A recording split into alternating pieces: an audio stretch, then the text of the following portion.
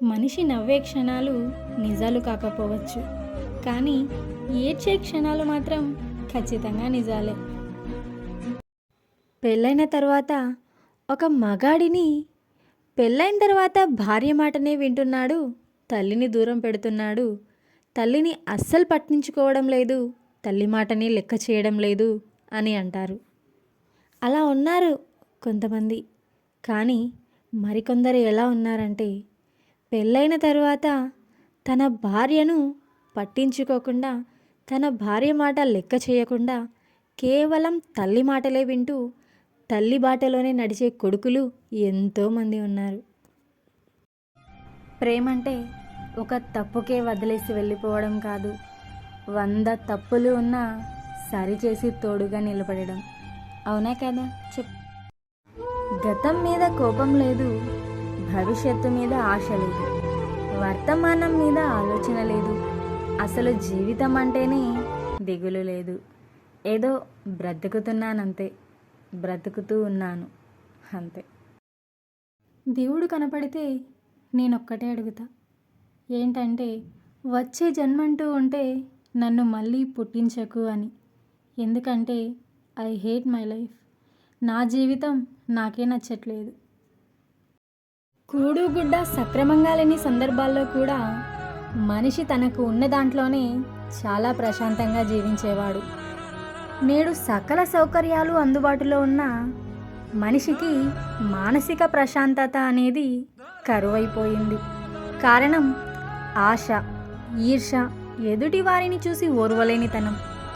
మనతో అవసరం ఉంటే మనల్ని స్నేహితులని చేస్తుంది, అదే అవసరం తీరిపోతే శత్రువులని చేస్తుంది. ఎవరు ఏమన్నా ఇది ముమ్మాటికి నిజం. అవునా కాదా? మీరేమంటారు? మనకిచ్చే సమయాన్ని బట్టి మన విలువ అర్థమైపోతుంది, మనం వాళ్ళ దృష్టిలో ఎక్కడ ఉన్నామని. చెప్పులేసుకొని గుడిలోకి వెళ్ళడం, చెప్పుడు మాటలు విని గొడవలకు వెళ్ళడం రెండూ ఒక్కటే. ఈ లోకంలో మన కన్నీళ్లను ఎవరూ గమనించకపోవచ్చు, మన బాధను ఎవరూ గుర్తించకపోవచ్చు, మన కష్టాల్ని ఎవరూ తీర్చలేకపోవచ్చు, కానీ అందరూ మన తప్పుల్ని వెతికే పనిలో మాత్రం తప్పకుండా ఉంటారు. అవునా కాదా? చెప్పండి. నా జీవితంలో నిన్ను ప్రేమించినప్పటి నుండి నేను ఏడ్చిన క్షణాలే ఎక్కువగా ఉన్నాయి. ఇంకా నన్ను ఏడిపించాలని ఉంటే ఏడిపించు, ఎందుకంటే ఏడవడం నాకు కొత్తేమీ కాదు, ఏడిపించడం నీకు కొత్తేమీ కాదు. మనం సంతోషంగా ఉంటే మనం ప్రేమించిన వాళ్ళు గుర్తొస్తారు, అదే మనం బాధలో ఉంటే మాత్రం మనల్ని ప్రేమించిన వాళ్ళు గుర్తొస్తారు. ఒప్పుకున్నా ఒప్పుకోకపోయినా ఇది 100% నిజం. అవునా కాదా? చెప్పండి.